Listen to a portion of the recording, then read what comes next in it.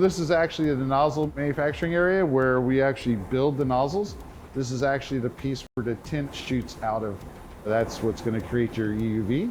EUV refers to extreme ultraviolet, an incredibly short wavelength of light that ASML uses to print smaller, more complex chips. But developing this revolutionary technology was incredibly expensive. We didn't have the money, so we went out and we found partners, which actually was the basis of the way that we built the company. So we were forced to be a system architect and a system integrator. In 2012, ASML offered about a quarter of its shares to its biggest three customers: Intel, Samsung, and Taiwan Semiconductor Manufacturing Co., or TSMC. They had to accelerate the R&D for EUV, and the only way they could do this is to get their largest customers involved. And one way you can make your commitment real is to make them a shareholder.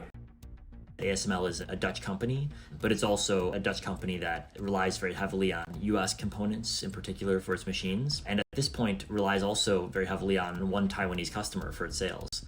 TSMC made up nearly 40% of ASML's sales last year. In 2019, the Taiwanese chipmaker was the first to deliver high-volume chips made with EUV, a milestone that's kept it at the head of the pack ever since, its chip technology at least one node ahead of Samsung and Intel. And it has been TSMC's customers that have gained a lot of benefit, like AMD, NVIDIA, and others. And yeah, you can argue that this has come at the expense of Intel not executing. Intel is just now producing its first chips with EUV this year, 3 years behind TSMC.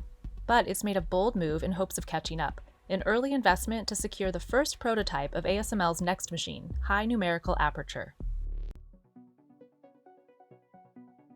To understand why the success of a giant like Intel hinges on ASML, let's take a look at how EUV lithography revolutionized chipmaking.